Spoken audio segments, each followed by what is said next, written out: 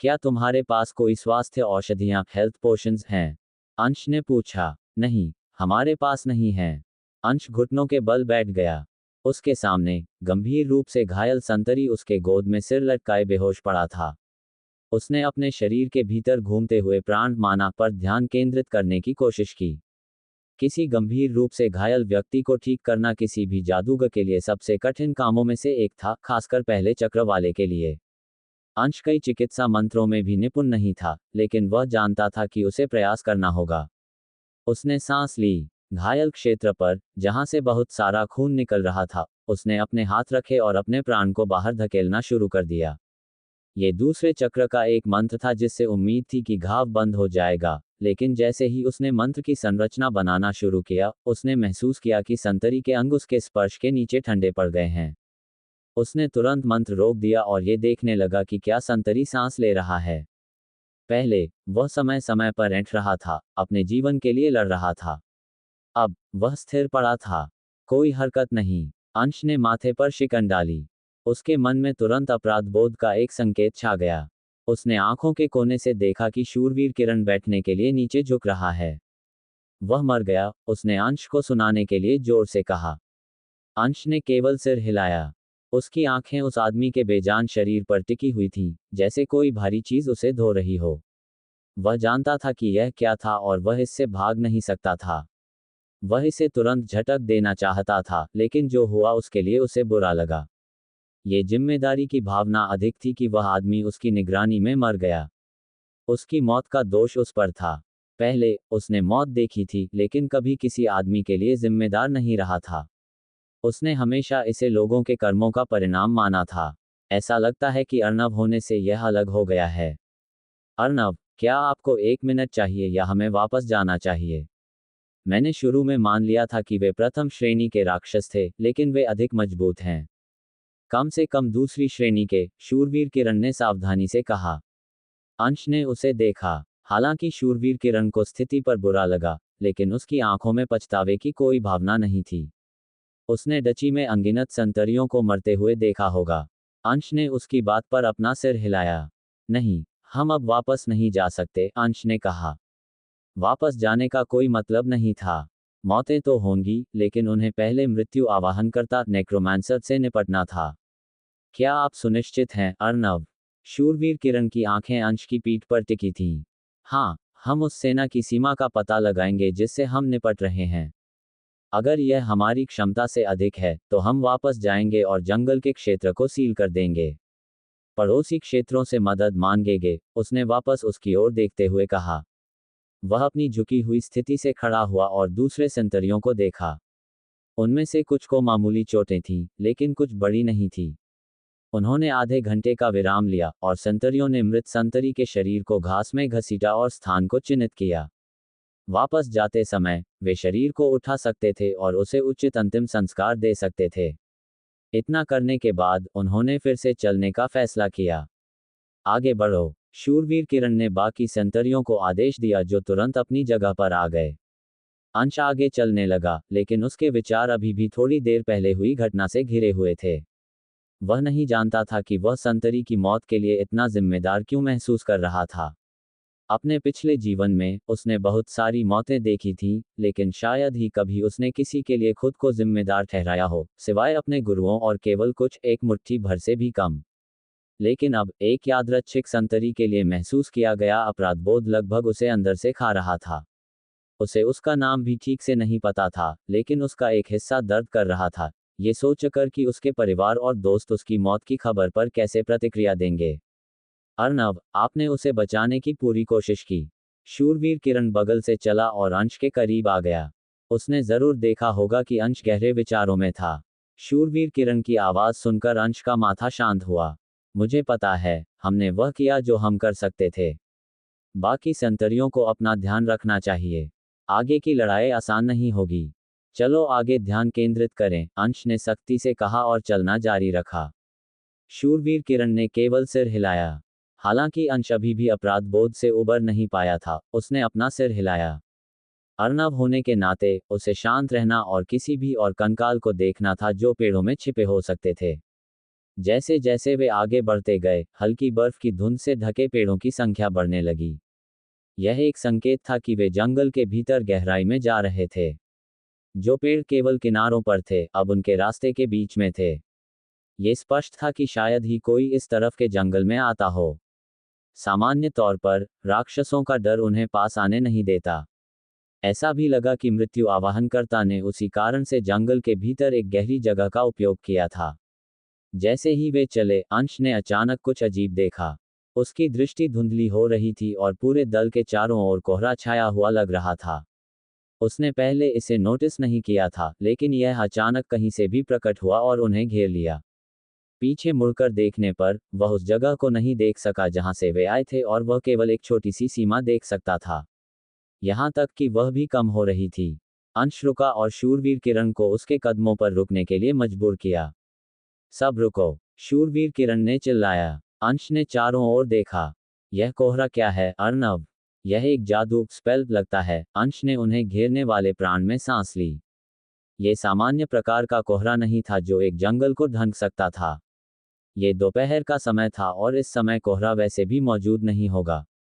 क्या? हाँ, कोई हमारी दृष्टि को बाधित करने की कोशिश कर रहा है ताकि हमें अलग किया जा सके। ऐसा लगता है कि मृत्यु आवाहनकर्ता जानता है कि हम आ रहे हैं, अंश ने आखिरी भाग में फुसफुसाया।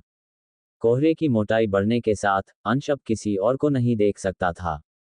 यहां तक कि शूरवीर किरण को भी नहीं जो उसके ठीक बगल में था। उसने जल्दी से प्राण का एक धागा बनाना शुरू कर दिया। उसने अपने हाथ में एक साधारण मंत्र संरचना बनाई और उसे डाला।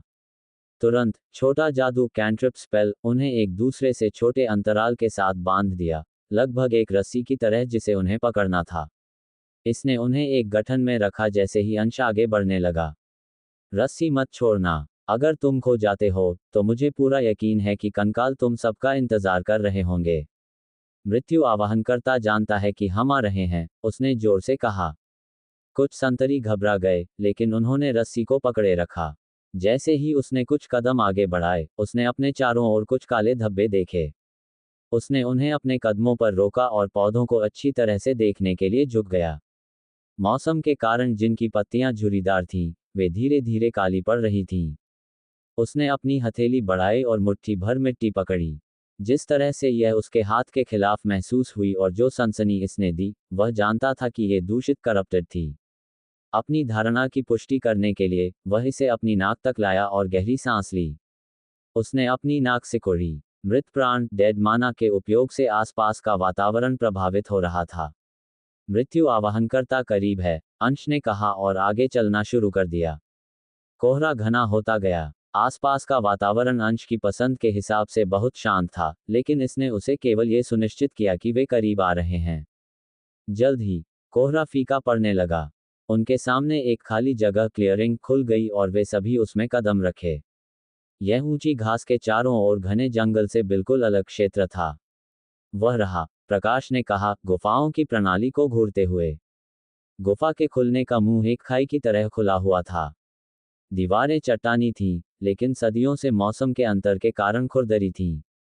शिकारी की आवाज मुश्किल से सुनाई दे रही थी, क्योंकि वे सभी गुफा से परे क्या था, उसे घूर रहे थे। गुफा प्रणाली के माध्यम से यह एक पहाड़ी तक जाता था जहां सैकड़ों कंकाल खड़े थे।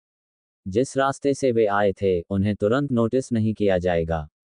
एक संतरी ने दृश्य पर हंसा, गास्प, और बाकी ने एक कदम पीछे ले लिया। अंश ने अपना सिर हिलाया और अपनी उंगली अपने होठों पर रखी, संतरियों को यह बताते हुए कि उन्हें शोर नहीं करना चाहिए। उसने अपनी उंगली कंकालों की ओर इशारा की। संतरियों ने संक्षेप में सिर हिलाया। कंकालों को अभी तक उनके बारे में पता नहीं था। उसने कंकालों के आकृतियों का निरीक्षण किया। उनमें से बहुत सारे थे, 50 से अधिक। पहाड़ी एक ढलान वाला पर्वतीय क्षेत्र था जहां कंकाल बस लाइन में खड़े थे। उसने देखा कि वे कोई हथियार नहीं ले जा रहे थे। उनमें से कुछ पर मुहरें सील्स थीं और वे जादुई अनचांटेड थे, लेकिन उनमें से अधिकांश नहीं थे।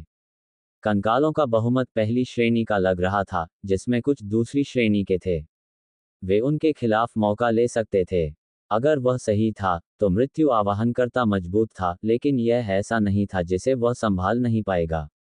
हालांकि वह गलत हो सकता था, लेकिन पहले के जादुई प्रभावों और कोहरे का मतलब था कि यह कोई ऐसा व्यक्ति था जो शुद्ध आक्रामक मंत्रों के बजाय सहायक मंत्रों और कलाओं में पारंगत था। अंश चतुराई से आगे बढ़ने से पहले अपने संतरियों को एक संक्षिप्त जानकारी देने वाला था, लेकिन अचानक एक शोर हुआ। वह एक संतरी को देखने के लिए मुड़ा जिसने एक सूखी टहनी पर कदम रखा था, जिससे कंकाल उनकी ओर मुड़ गए। ये तुरंत हुआ क्योंकि सभी आंखें उन पर टिकी थीं। धत, खुद को तैयार करो, अंश चिल्लाया और संतरियों को देखा जिन्होंने कुछ कदम पीछे लिए। अंश का ध्यान वापस कंकालों पर गया। पहाड़ी काफी दूर थी, लेकिन उसने सुना कि उनके कंकाल के दांत कैसे हिले। पहाड़ी के सामने के छोर पर मौजूद कंकाल गरजा, रॉड और नीचे दौड़ना शुरू कर दिया। उसके बाद कुछ अन्य कंकाल भी आए जो घायल होने की परवाह किए बिना पहाड़ी से फिसल गए। अंश ने देखा कि उनमें से कुछ किसी चीज के लिए वापस गए, और पहले कुछ कंकालों के फिसलने के अंतराल के दौरान बाकी ने अपने हाथों में हथियारों के साथ उनका पीछा करना शुरू कर दिया। उसका दिल पत्थर की तरह डूब गया जब उसने कंकालों को उनकी ओर दौड़ते हुए और चट्टानी पहाड़ी को आसानी से फिसलते हुए देखा। वह सामने के सामान्य कंकालों के बारे में चिंतित नहीं था, लेकिन पीछे वाले कंकाल योद्धा वॉरियर्स थे, दूसरी श्रेणी के हथियारों से लैस प्रेत, अनडेड इक्विप्ड विथ वेपन्स। उन सभी से निपटना एक दर्दनाक काम होने वाला था। कुछ ही सेकंड में कुछ कंकाल आगे बढ़े। वे निहत्थे थे और इसलिए हमला करने के लिए हवा में अपने हाथ ऊंचे कर लिए। अपना बचाव करो, शूरवीर किरण ने जोर से चिल्लाया और आगे बढ़ने लगा। गठन में आओ। उसकी तलवार कंकाल के हड्डियों वाले हाथों से मिली क्योंकि उसने अपनी पूरी ताकत भाले में डाली, कंकाल को खुद से दूर धकेल दिया।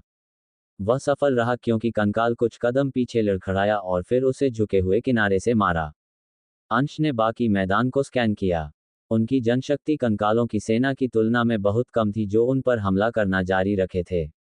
अंश ने कंकालों के बीच आगे पीछे देखा, उनके हमलों के पैटर्न बनाने की कोशिश कर रहा था। अगर वे पिछले कंकालों के समान थे, तो वह जानता था कि वह क्या कर सकता है। जैसे ही एक कंकाल की आकृति आगे बढ़ी, अंश ने अपने हाथ में एक संरचना खींची और उस पर एक अग्नि प्रहार फायर बोल्ट मंत्र डाला। यह एक आसान मंत्र था, लेकिन कंकाल की हड्डियों के माध्यम से वार करने के लिए काफी मजबूत था, ठीक वैसे ही जैसे पहले गॉब्लिन थे।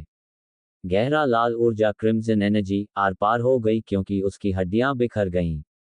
कुछ खोपड़ियां क्या हुआ, ये देखने के लिए मुड़ीं। एक कंकाल ने एक खरोंच वाली आवाज निकाली और अंश की ओर अपना हड्डियों वाला हाथ बढ़ाया।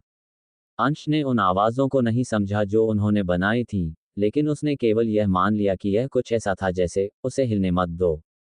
उसने जल्दी से एक अंधत्व ब्लाइंडिंग मंत्र डाला, क्योंकि मंत्र संरचना प्राण से जल उठी, जिससे उसकी ओर दौड़ने वाले कंकाल पीड़ा एगनी में एक कदम पीछे हट गए।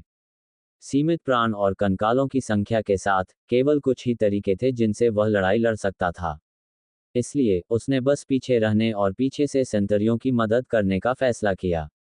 ये सबसे अच्छी रणनीति थी क्योंकि उसके पास सभी कंकालों का सामना करने के लिए पर्याप्त प्राण नहीं था।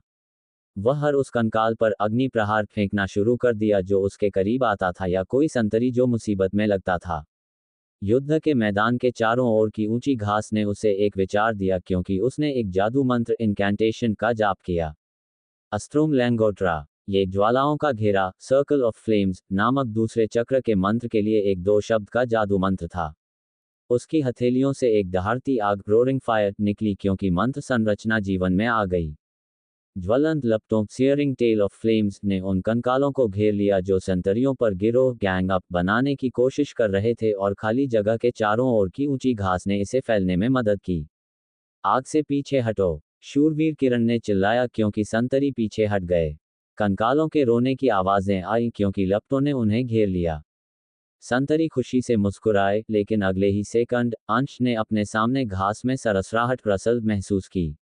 एक कंकाल हवा में झूलती हुई एक विशाल कुल्हाड़ी मैसिव एक्स के साथ आगे बढ़ा। अंश जमीन पर लुढ़क गया और आग की आंखों फ्लेमिंग आइज को क्रोध से घूरते हुए देखा। उसने आगे चार्ज किया, लेकिन अंश ने अग्नि प्रहार से मारने से पहले लुढ़क गया। वह पीछे लड़खड़ाया और इसने फिरोज को एक भाले के साथ उस पर चार्ज करने का अवसर दिया, उसे सीधे हेड ऑन ले लिया। अंश ने उस पर सिर हिलाया इससे पहले कि वह उस पर आने वाले हर कंकाल पर आग के गोले एक के बाद एक धकेल रहा था।